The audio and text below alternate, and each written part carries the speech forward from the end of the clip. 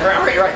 Strategy-wise, you know what she's going to do, right? Yeah. The barnyard. Okay. You need to beat her to it. Okay.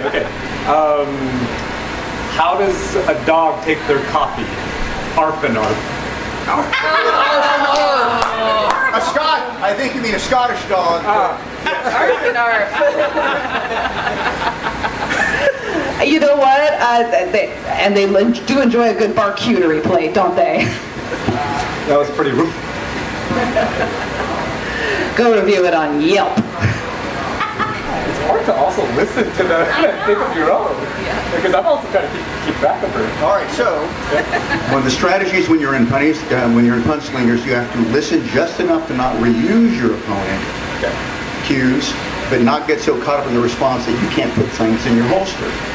Also, when you get on the ropes, listen to what they're saying, i.e. the barnyard, and follow their cues. That's that. Okay. But unfortunately, she's just put 12 in her holster while I was talking. And I didn't. The topic was audio, right? No, sounds. No. Here's what I'm going to do. All right. Sound? This lady obviously is 6 feet badass, so I'm going to let you pick your own topic to challenge her in. That's fine. I like it. You said currency was the topic at one point, right? Coins, currency, yes. Okay, let's do coins and currency. Let's do this. All right. That makes sense, right? Coins and currency, you're on. Oh. I gotta come up with one in a nickel time. Boy, you're pounding me here. You already used zero.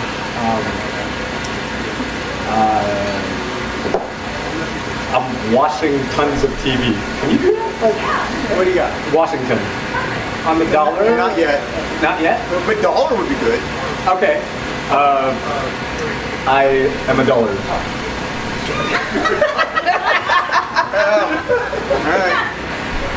Just like in Wizard of Oz, I wish I was Dorothy with her ruble slippers.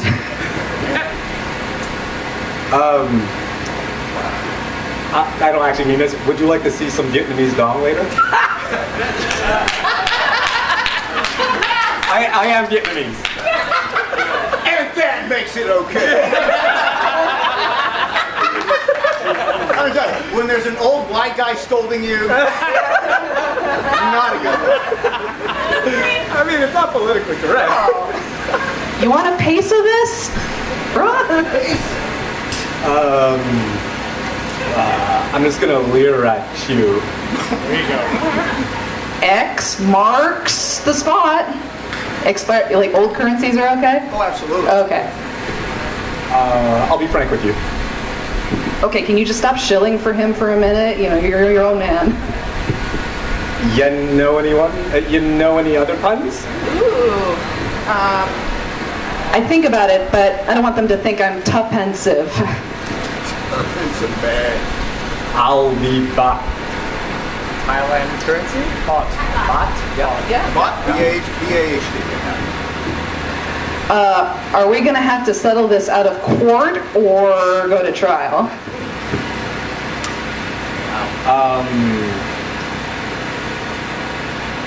I see two lunatics over there. I see doubloons. Okay. All right. You win. You're the king. You get the crown.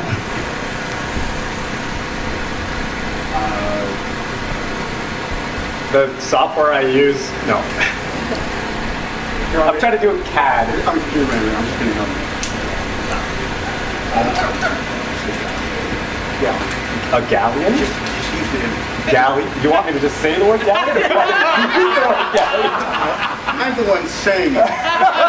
You're going to make a pun on it. Because one of the three of us really needs some help right now. Okay. There's this guy who crossed me, and I was like, oh, the gal he has. Galleon. Just give it a minute.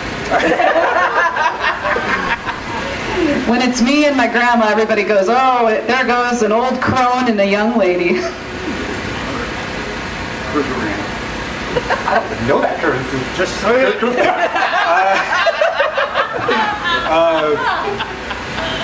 The crew ran around the block. Good one, dude. Fire. What currency is that? Great. God, what dime is it? Yeah, so obvious. I feel like I'm a loony. There you go. Like loony. Canadian currency, loony. Yeah, that makes sense. Okay. No, go right ahead. Okay. Let me be frank with you.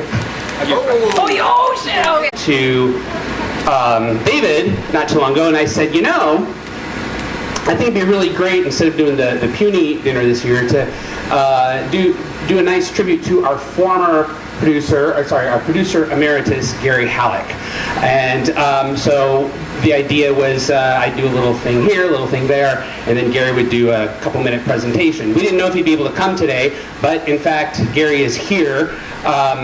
Gary, do you have the wherewithal to stand? No? Okay. Ladies and gentlemen, if you haven't met him already, this is Gary Halleck. That's the back of Gary Halleck's head. Are you okay? All right. Terrifying his wife, but yeah. And so I was just gonna, drop by Gary's house and do a couple minutes of recording him doing a fun thing. Anyway, it turned out to be like a lifetime interview, and so I thought it'd be fun to break down some of the things that Gary wanted to share about his life and about the pun-off. And so I have a large handful of places this is going, but I'm just going to go ahead and start right now. For those of you that don't know Gary as well as some of us do, I'm going to let him introduce himself. We're also doing a makeshift mic thing here, so forgive me.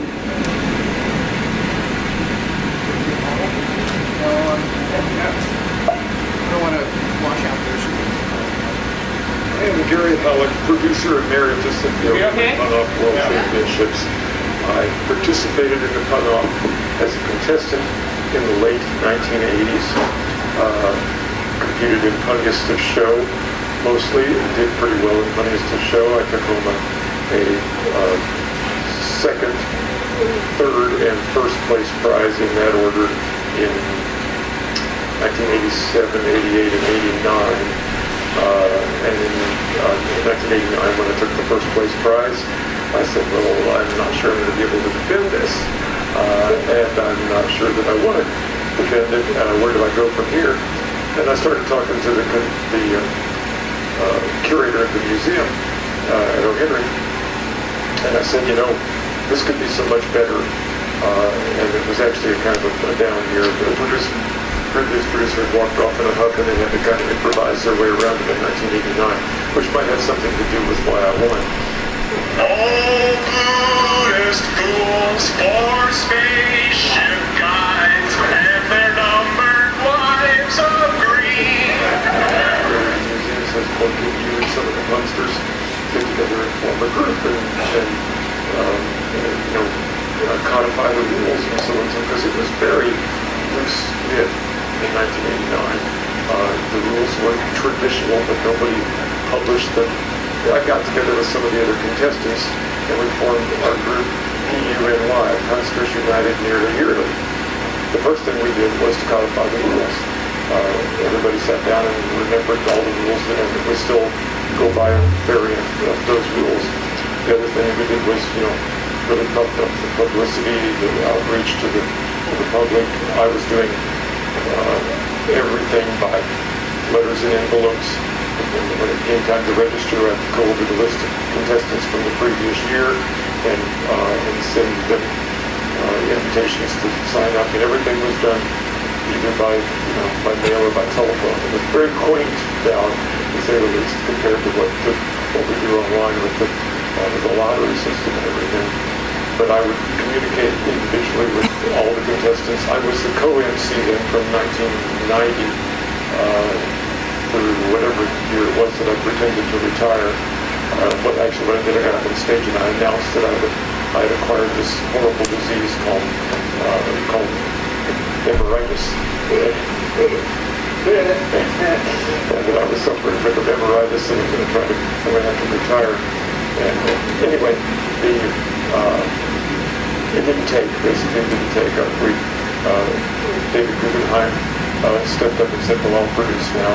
And he did. And of course, I'm twisting the arms and doing everything I can to try to make sure that the contest and the event survives in some form that I produce, even though it's supposed to evolve and expected to evolve.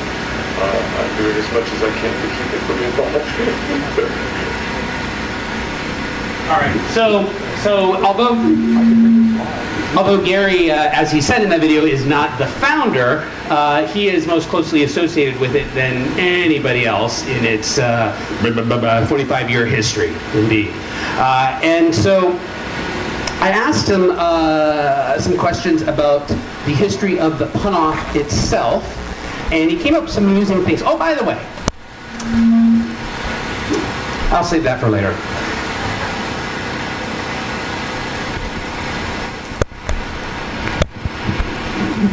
I've been called worse. What do you do when you're not running? At various times, the news media, of course, is just full of misinformation when they do an article about the pun-off or feature piece on the radio or TV or something. No matter how much real information you give them, they're always going to get something wrong. And I've been, at various times, accused of being the founder of the pun-off, which is not surprising. The owner of the pun-off, the owner of the O. Henry Museum, the curator of the O. Henry Museum, and possibly even O. Henry himself. I am a barely high school graduate. I did not pursue or have any real interest in higher education formally. Went to work right out of high school at various miscellaneous jobs. I worked at the public library for 3 or 4 years. Did some kind of fun things there. I got involved in the children's summer reading program and did puppet shows for the kids in the summer reading program.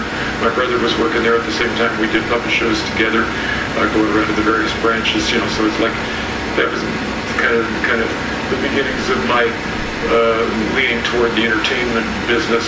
I also did drama club when I was in high school in a couple of productions. I played the Tin Man and the Wizard of Oz at Zachary Scott Theater in 1971, and I still have pictures to prove that. And I've been involved in the Gilbert and Sullivan Society for a number of years, doing Gilbert and Sullivan shows, which if anybody is tuned into Gilbert and Sullivan knows that they are very much into puns. I worked in the family business, which was an apartment building that my mom and dad and I sat down and designed an apartment building and built it on our own property, and I continued to manage that even past the passing of both of my parents up until just this year. I ended up in partnership then with my 3 brothers who inherited Mom and Dad's portion, and they said we're not interested in being in the apartment business, so we had to sell the property, and kind of very reluctantly retired myself from that business just this past summer. I almost immediately fell ill with cancer, so it's a good thing that I had the retirement plan, because now I'm laid up in bed most of the time and in a wheelchair most of the time from stage 4 lung cancer, which is pretty much a death sentence. But I'm continuing to struggle on and soldier on with as much fun stuff as I can do from the bedside in a wheelchair.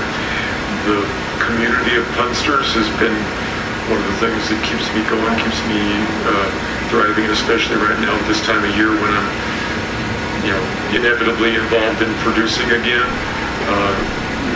Even though nobody asked me to, I'm still getting my fingers in a lot of pies. Well, the real thing that keeps me involved is that all the stage decorations for the stage, not only the stage of the pun-off, but all the signage for putting signs various other places around. It's all stuff that I've been building and designing and painting and keeping all these years, and it all lives in my garage. And so I told David and the other guys, if you guys want to decorate the stage this year, come out and dig the stuff out of my garage, but I can't help you. I literally can't lift anything. I literally can't go anywhere, but you're going to have to look at the pictures from last year and figure out how these things go together. So what you see behind you here or around you today is all stuff that came out of my garage, and I told David it's not going back in my garage. It's going to go in David's garage this time. I'm out of the business, basically. I'm out of the stage decorating business. I'm assuming that whatever life I've got left in me will be inhibited by my physical capacities, and so I'm definitely going to embrace the emeritus part of my nomenclature. A lot of things about that I wanted to add, but note Gary said that it's the community that means the most to him, and I personally agree. Those of you who have not yet had a chance to meet Gary, I would encourage you very strongly to point to that piece of paper. It's my mailing list. Yes, Gary has a mailing list. Is this a snail mail list? I'm taking names of people who want to kick my ass. but in all sincerity, Gary really is, in so many ways, the heart of the O. Henry Punoff, and I would encourage you strongly to chat with him for at least a little while. He has some interesting things to talk about. As a matter of fact, there's one particular thing about Gary that's rather iconic to even people who don't know him, but who have seen the Punoff quite a bit. Any guesses on that one? Sure. Yeah, exactly, a shirt. So I asked him about that. Okay, well, that works for the Fonz. Let's see.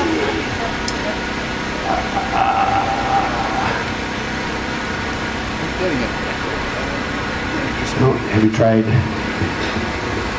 plugging it in and unplugging it again?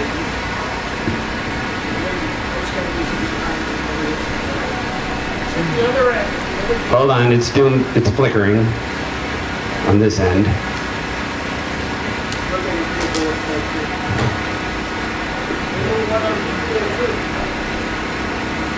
I swear I did nothing, which might be the problem. You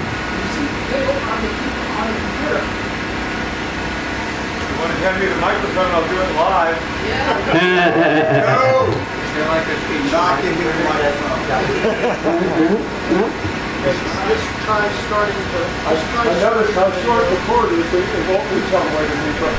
There's a reason. Here, let's try this. Just try restarting the video.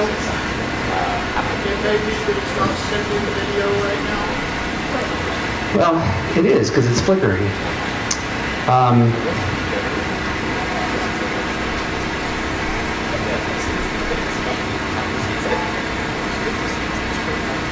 In the meantime, does anybody have a good joke? Oh, it's Seabest.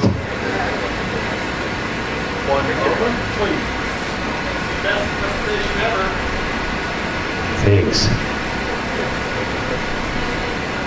Votes of confidence appreciated. Okay, well, it was amazing and it was edited really well. All about Gary's shirt. Watch for it online. So let's do this. I'm going to see if I can fiddle with this for a little bit. But while I'm doing that, Bill had something that he wanted to say to Gary, and I think this is a good opportunity to do that. Okay.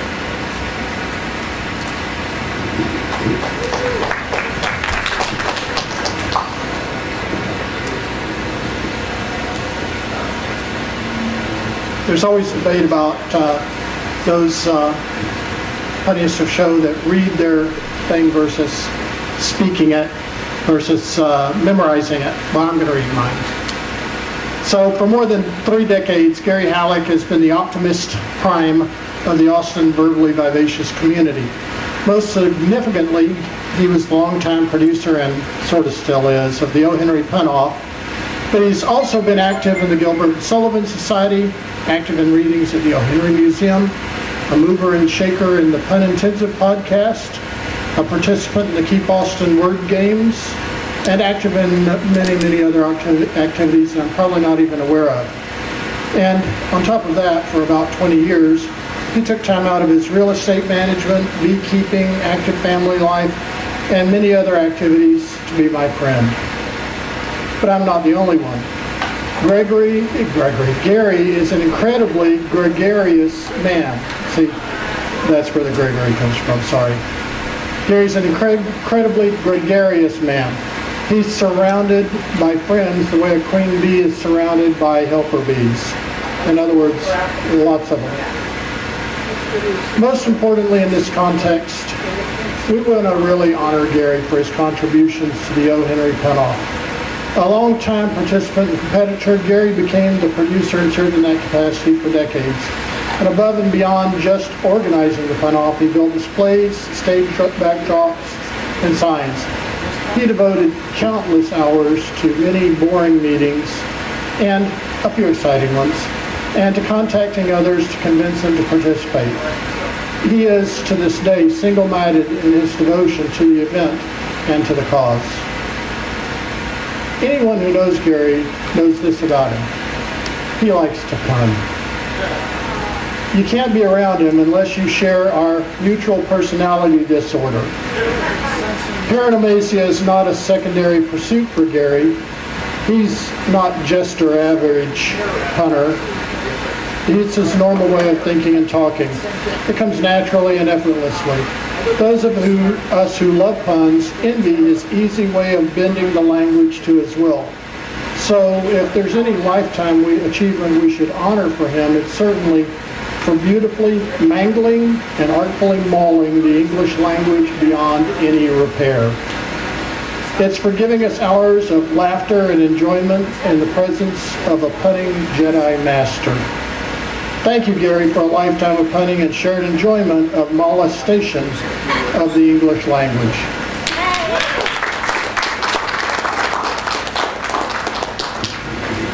Okay, as long as we're trying to say nice things about Gary, Clay Levin, the... Try harder? I've never had that. Clay would like to say a few words. Clay is the president. 2 locations. There's a YouTube Punniest of Show channel, and I'll modify the website, thepunoff.com. Hopefully we'll get that on there. Also on the Facebook official Pun-Off group. So I'm going to check your phones. Can anybody go and check your phones? I'm streaming now? I'm streaming. Oh, you're gonna wear everybody out before tomorrow. So yeah, the Pun-Off group. If you are a member of that, you can look and see if it's there. And again, the Punniest, it's a YouTube channel, a Punniest channel. Now, this is a t-shirt from several years ago. We want you to have a souvenir. So tomorrow we'll have on sale for $25 the t-shirt design that's the record logo, the 45th anniversary of the annual, and up there. And so please take the time to pack it in your bag. And we also have classic t-shirts from previous years. They'll be less expensive, but maybe you'd like to take one of those home, even though maybe you weren't here at that time, because you want to start your collection. So that's just what I wanted to say tonight. Thanking the volunteers. We have 3 or 4 volunteers helping out from the board. We have there's a classic t-shirt. I have someone can buy that tomorrow for $10. I designed that. Did you design that, Gary? Great. Yeah, Gary designed several of them. I have it in my garage too. Too late.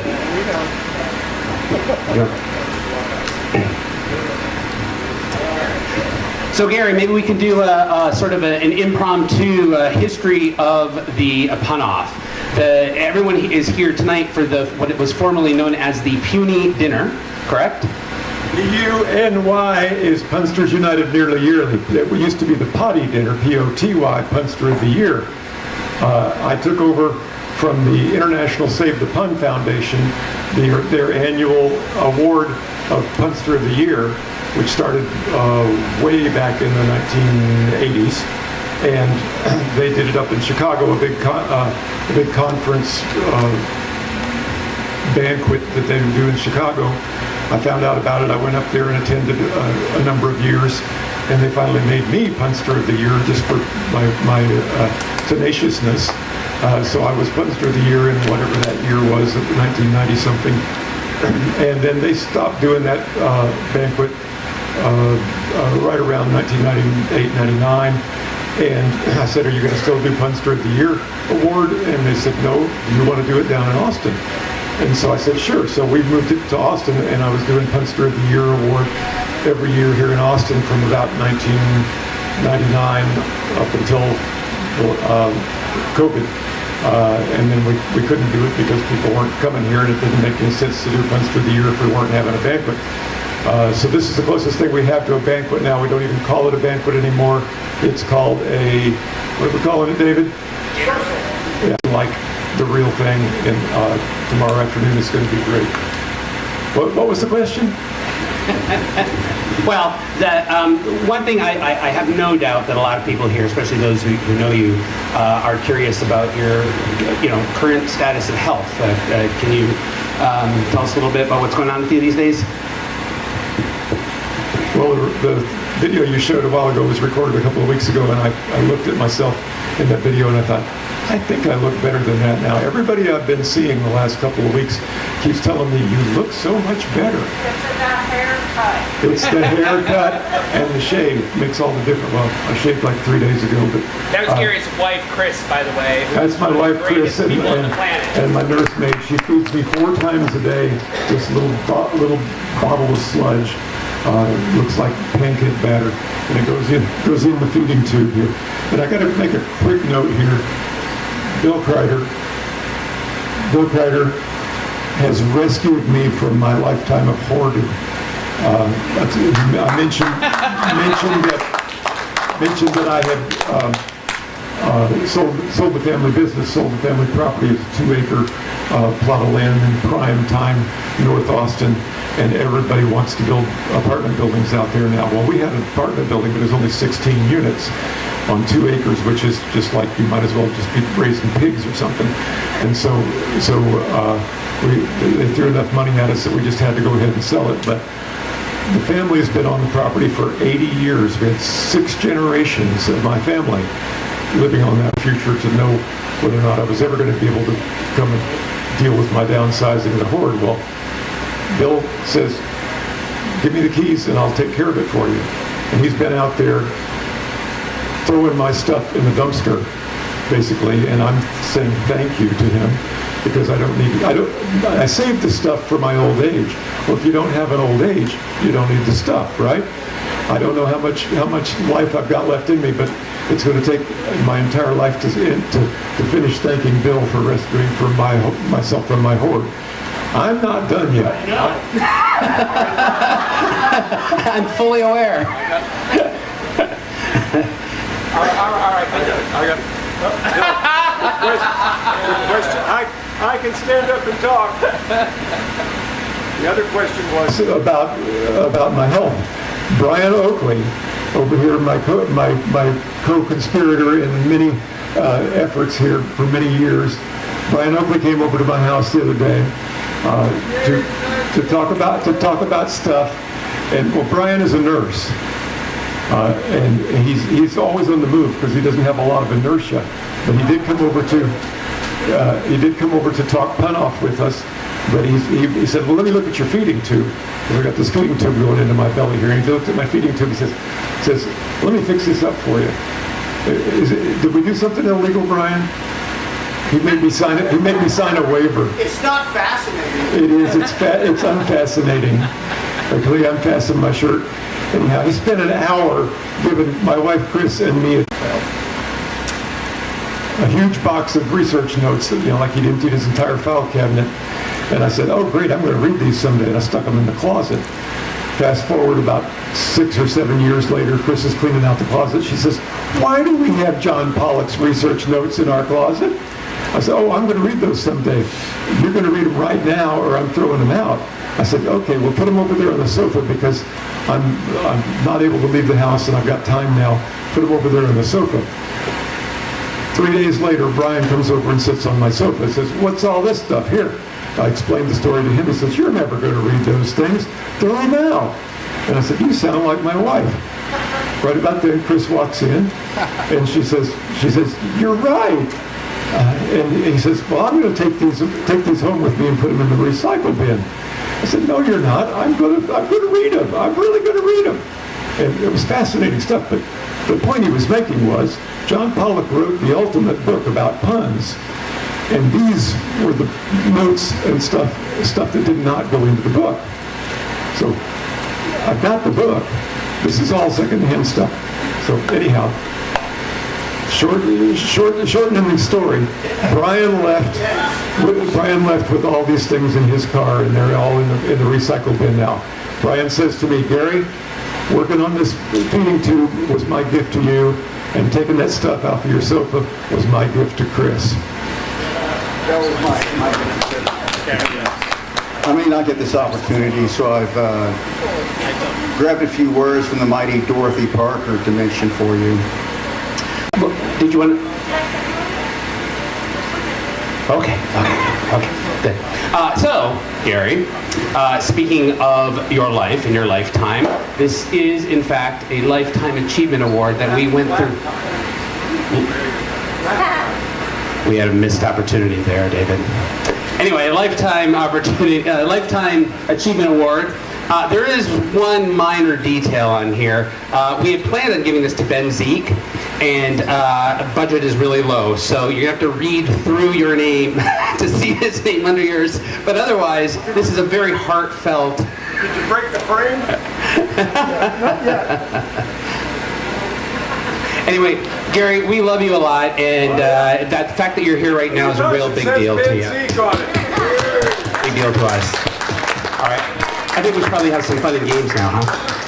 Well, I don't know how many of you were at the pun-off the year that Gary announced his retirement, but it was the same year and almost the same month, same week as David Letterman announced his retirement.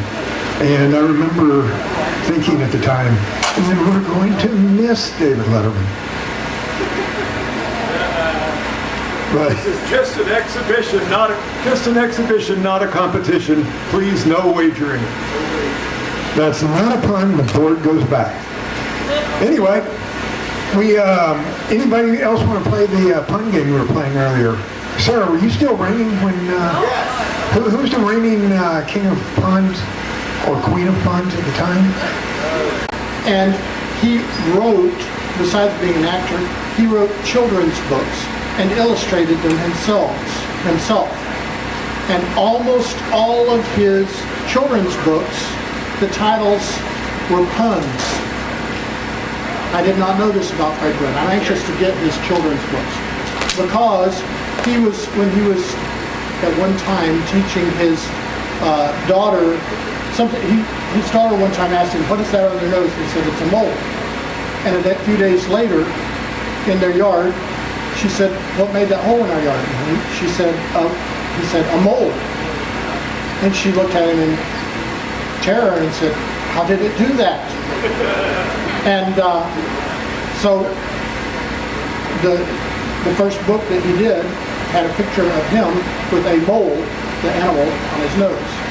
But one of the books, what triggered all of this was one of the books that he wrote was The Reigning King. And on the cover it had a king hanging over like a cloud with rainfall falling from him. And if anyone ever comes across any of those children's books like Fred Gwynne, I would love to have a copy. But the moral of this whole story is, sometimes you really don't know everything you think you know about people. We typecast Fred Gwynne as Herman Munster, but he actually had a whole different side to him. He was a family man, he loved children, and he loved puns. Thank you, Bill. Okay, we're going to have somebody come up here and still walks his way to the door. I would not watch that TV show, not even the pilot. Go easy, Greg? No. All right, I believe the videographer would like us standing back there. Yeah, toward the All right, stage. there we are. All right. The category is gardening. I love that blank look in your eye, but you got 4 already, don't you? Anything about gardening, but I know about what they have underground in Texas, and it's soil. Yeah, man, I dig it. Well, we're gonna put it. No, I'm not gonna haggle over it. Yeah, it is. Dig it, sure. If you're in a garden, you should drive carefully. All right, I'm over here. All right, for you new people in Pun Slingers, yes, that. You are able, and it is recommended, to use the actual topic or category as the pun, because if you don't, your opponent will. All right, what did you say? You said garden. So imagine yourself. Trials and imagine yourself tribulations. gardening. Imagine yourself gardening and what you do. Life is full of Trowel. That's what I had queued up, which is always happens here. That one makes me grow. There we go. Growing. And extra points for not using groin. Thank you. When I get home, I got to do my laundry. Yes. Fertilize it, don't criticize it. That's not actually a pun. That's just a marijuana reference. Let's try again. You can lead a horticulture, but you can't make her drink thing or whatever.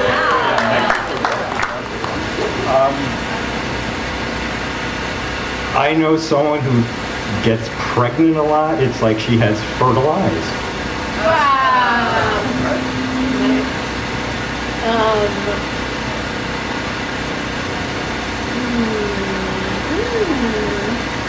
All right, now at this point, imagine walking through the Home Depot and looking at the gardening section and pick out a tool and use that. Oh, fork you, Greg. Whoa! They grow up so fast. I was trying to get the paper boy to throw me my newspaper in D.C. I'm like, come post.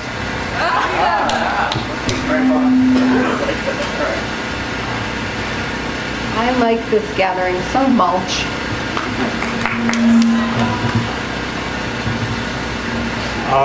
Well, talking about who you're talking about before, I guess they have front hose and back hose. Martha Stewart is a little gardening maven. I have no idea. What is your cue? She's a stewart? What is it? Oh, okay. Martha's student book. Okay. All right. So you're a green, that's good. All right, so now we're going to think birds. And just pun on birds. Not yet. Don't green thumb your nose at me. Okay.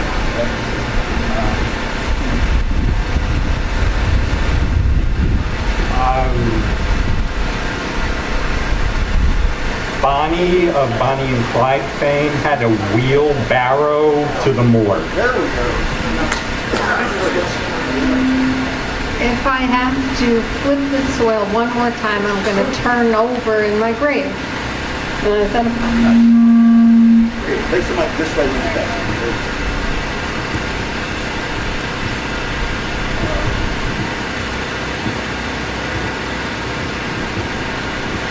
What are you doing with your hand?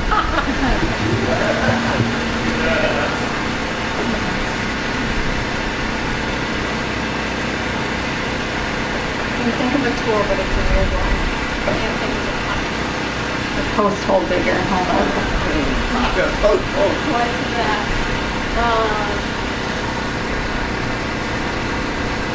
I'm going crazy, going post hole digger.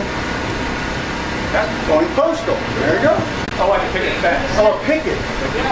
You bet. We'll take it. And since he started doing the fencing thing, do it. Grab all the fences. Go. Well, that pun was quite divine. Divine, grapevine. Come on, people. Does anyone garden? Jesus. Great.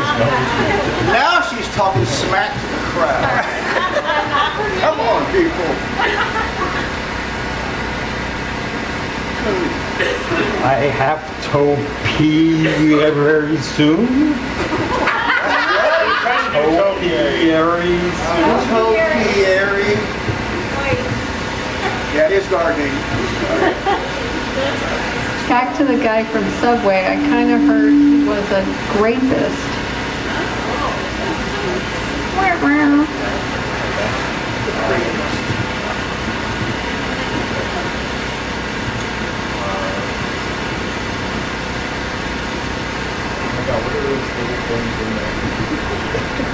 The winner!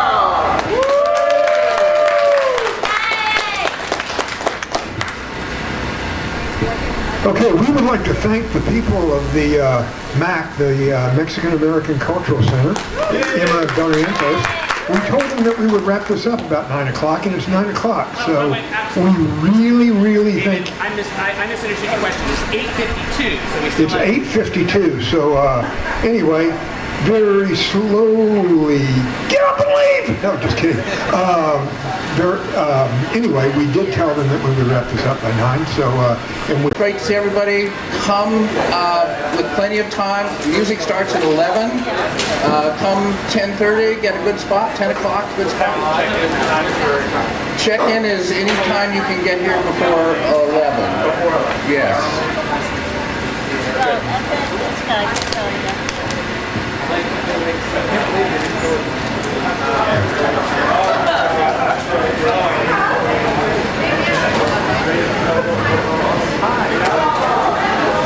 Yes. The restrooms, if they're still open, go. That way, so left. We're toward the middle. And there's men and women. Very nice, clean, good. Bathrooms are in the building through the center and to the left.